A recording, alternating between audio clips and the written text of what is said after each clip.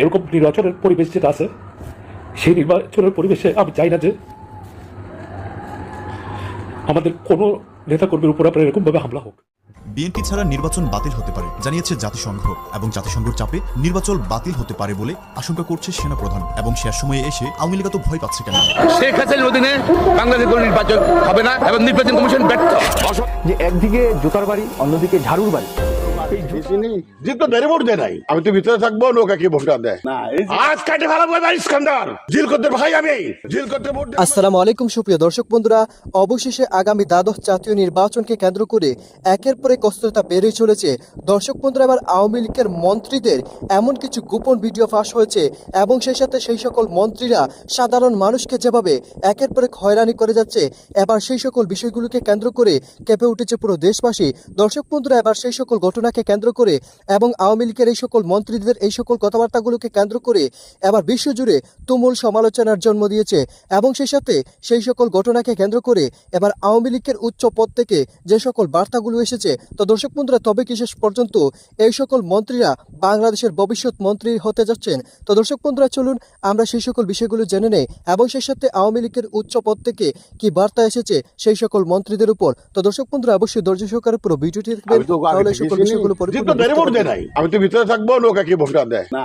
আজ কাটে ভালো ইস্কান্দার জিল করতে ভাই, আমি জিল করতে ভোট দেন আমার এখানে ঘাও। আজ কাটে ভালো রেডি থাকো, সাহস থাকে পাল্লা লইরো আমার লগে। কোন খান কি বলা আছে আমার এগেস্টে যাবে? আমি তো আগে থেকে চিনি, জিল তো দেরে ভোট দেয় নাই। না, এই যে ডাক্তার জিগর নমিনেশন কইলাম, জিল কো থেকে ভোট দেয় নাই। এই গ্রাম থেকে ফেল করে স্যার, মান ইজ্জত একটু খোয়াই দিয়েছে একবারে। এই আগে যে ইলেকশন, আবার এবার আমার ধার আছে, আমি তো ভিতরে থাকবো, নৌকা কি ভোটটা দেয় না। আজ কাটে ভালো ইস্কান্দার জিল করতে ভাই, আমি জিল করতে ভোট দেন আমার এখানে ঘাও। হাত কাটে ভালো রেডি থাকো, সাহস থাকে পাল্লা লইরো আমার লগে। কোন খান কি বলা আছে আমার এগেস্টে যাবে? এটা সবাই জানে। এই যে করতেছে, এটা ঠিক। কার শোকে ছেড়ে না করতো, না না, এই কি কমার ও কিছু কই আমার লাভ নাই। আমি তো আগে থেকে চিনি, জিল তো দেরে ভোট দেয় নাই। না, এই যে ডাক্তার জিগর নমিনেশন কইলাম, জিল কো থেকে ভোট দেয় নাই। এই গ্রাম থেকে ফেল করে স্যার, মান ইজ্জত একটু খোয়াই দিয়েছে একবারে। এই আগে যে ইলেকশন, আবার এবার আমার ধার আছে, আমি তো ভিতরে থাকবো, নৌকা কি ভোটটা দেয় না। আজ কাটে ভালো ইস্কান্দার জিল করতে ভাই, আমি জিল করতে ভোট দেন আমার এখানে ঘাও। হাত কাটে ভালো রেডি থাকো, সাহস থাকে পাল্লা লইরো আমার লগে। কোন খান কি বলা আছে আমার এগেস্টে যাবে? তোমরা যাও, লজ্জা করে তোমাদের? দেখার আছে আমার, খোদার কসম দেখার আছে। এবার 14 শিখে ঢুকাই ছেড়ে দেবো। সরকার আমার, পাওয়ার আমার, প্রশাসন আমার, এমপি আমার। যাইও ভোট দেবার, যাইও ট্রাক মার খায়, ট্রাকের চাকা তলে ফেলাই দেবো। এক শহরের বাচ্চার আমি খাই লেবে গেছে একটা, কাউকে কিছু বলি না দেখা।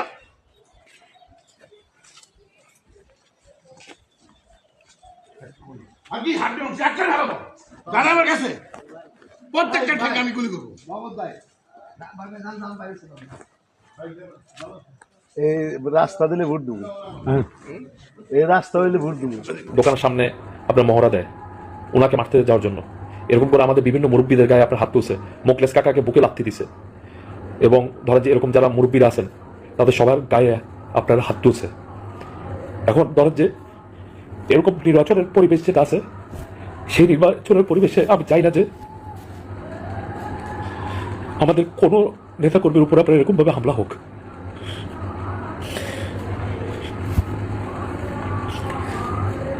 আমি ডক্টর প্রাঙ্গপাল চাচাকে অনুরোধ করব, আপনি তো বলেন যে আপনার প্রচুর ভোট আছে, তাহলে আপনি সুষ্ঠু নির্বাচনের জন্য আসেন। আপনি কেন আওয়ামী লীগের লোকজনদের উপর এইভাবে হামলা করতেছেন? তারা কি আওয়ামী লীগটা করেন সারা জীবন? এখানে অনেকে আছে 40 বছর 50 বছর রাজনীতি করে আসছে, তাদেরকে যে আপনি মারতেছেন, আপনি কি একটু গায়ে লাগে না যে আপনি আওয়ামী লীগের মানুষগুলিকে মারতেছেন? আপনি এমপি হওয়ার জন্য, আপনার এমপিটা হওয়ার জন্য আপনার এরকম সহিংসভাবে আপনার কাজ করতে হবে? আমি নির্বাচন কমিশন প্লাস আপনার এখানে যারা আপনার সহকারী returning officer, SP office, DC office এবং সবাইকেই আমি অবগত করতে চাই যে চান্দিনাতে আপনার নির্বাচনের কোনো পরিবেশ নেই। এবং আমি সবাইকে আহ্বান করবো, আমাদের যত নেতৃবৃন্দরা আছেন সবাইকে আহ্বান করব, আপাতত আমাদের কোনো প্রচারণার দরকার নেই। কারণ হচ্ছে গিয়ে যে যতক্ষণ পর্যন্ত চান্দিনার পরিবেশ ঠিক হবে না, ততক্ষণ পর্যন্ত বাংলাদেশের কোনো নির্বাচন হবে না এবং নির্বাচন কমিশন ব্যর্থ। অসহযোগ আন্দোলনের ডাকের পক্ষে লিফলেট বিতরণ করছি আমরা যে ধারণা করেছিলাম কি দাবি করেছিলাম যে তত্ত্বাবধায়ক সরকার অধীন নির্বাচন, প্রধানমন্ত্রীর পদত্যাগ এবং নির্বাচন কমিশন পুনর্গঠন, পার্লামেন্ট ভেঙে দেওয়ার জন্য। আজকে কিন্তু সত্য প্রমাণিত হলো এই সরকারের অধীনে কোনো সুনির্বাচন হতে পারে না। যদি তত্ত্বাবধায়ক সরকার থাকতো, নিরপেক্ষ সরকার থাকতো, তাহলে একদিনে যে 28 তারিখে যে পুলিশি হামলা হয়েছে বিএনপির মহাসভাপতির উপর, সেটা হতো না। যদি তত্ত্বাবধায়ক সরকার থাকতো, কৃষিমন্ত্রীর স্বীকারোক্তি অনুযায়ী একদিনে 20,000 লোককে গ্রেপ্তার করতো না, গত কয়েকদিনে 20,000 লোকের রাজ্যকর্মী গ্রেপ্তার হতো না। এবং এই জন্যই তত্ত্বাবধায়ক সরকারের দাবির বাস্তবতা আজকে প্রমাণিত হচ্ছে। আজকে দেখেন নির্বাচন কমিশন বলতেছে যে ভোট কেন্দ্রে সেনাবাহিনী ঢুকাবে ভোট গণনার জন্য, মানে তারা এত সন্ত্রাস ধারণা করছে। এবং আওয়ামী লীগ কর্তৃক স্বতন্ত্র প্রার্থী বা অন্যান্য প্রার্থীদের বিরুদ্ধে যেভাবে করতেছে, নির্বাচন নিয়ে সমকামী যে খেলা, এই খেলার সার্কাস কিন্তু শুরু হয়ে গিয়েছে। ইতিমধ্যে আপনারা দেখতে পাচ্ছেন যে একদিকে জুতার বাড়ি, অন্যদিকে ঝাড়ুর বাড়ি। এই জুতা এবং ঝাড়ুর বাড়ি খেয়ে আওয়ামী নেতাদের মাথা কিন্তু নষ্ট হয়ে গিয়েছে, তারা মোটামুটি দিশেহারা। দেখুন, এই আওয়ামী লীগ নেতারা এখন দিশেহারা হয়ে 2014-18 সালে যেই পাতানো নির্বাচন হয়েছিল, সেই নির্বাচনে কিভাবে তারা ভোট ডাকাতি করেছে, সেই ভোট ডাকাতির কথা তারা কিন্তু নিজেরাই প্রকাশ্যে বলতে শুরু করেছে। আমরা 14 সালে নির্বাচনে আমরা ভোট ডাকাতি করেছি, সোজা কথা। আমরা আসি নাই। 2018 সালে আমরা ভোট ডাকাতি করেছি।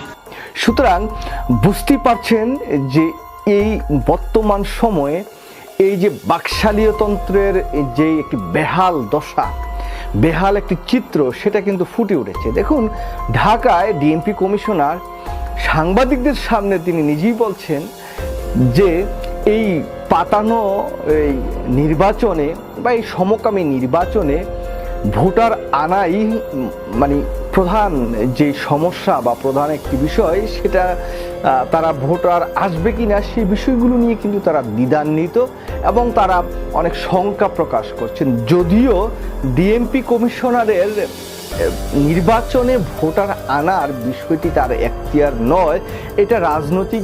তো দর্শক বন্ধুরা, আপনারা হয়তো পুরো ভিডিওটি দেখে এবং এই সকল কথাবার্তাগুলো শুনে অবশ্যই বুঝতে পেরেছেন অবশেষে আগামী দ্বাদশ জাতীয় নির্বাচনকে কেন্দ্র করে দেশে একের পর এক অস্থিরতা লেগেছে এবং সেই সাথে আওয়ামী লীগের ক্ষমতাসীন নেতারা একের পর এক যেন অস্থিরতা বাড়িয়ে চলেছে। তো দর্শক বন্ধুরা, আসলে এই নেতাদের কথাগুলো বাংলাদেশের সাধারণ মানুষেরা সব সময় ভয়ে আতঙ্কিত রয়েছে। তো দর্শক বন্ধুরা, আপনারা পুরো ভিডিওটি দেখে এবং এই সকল কথাবার্তাগুলো শুনে আপনারা কি বুঝতে পেরেছেন? তবে কি শেষ পর্যন্ত এই সকল নেতারা বাংলাদেশের ভবিষ্যৎ নেতা মন্ত্রী হতে চলেছেন? এ বিষয়ে আপনাদেরকে মতামত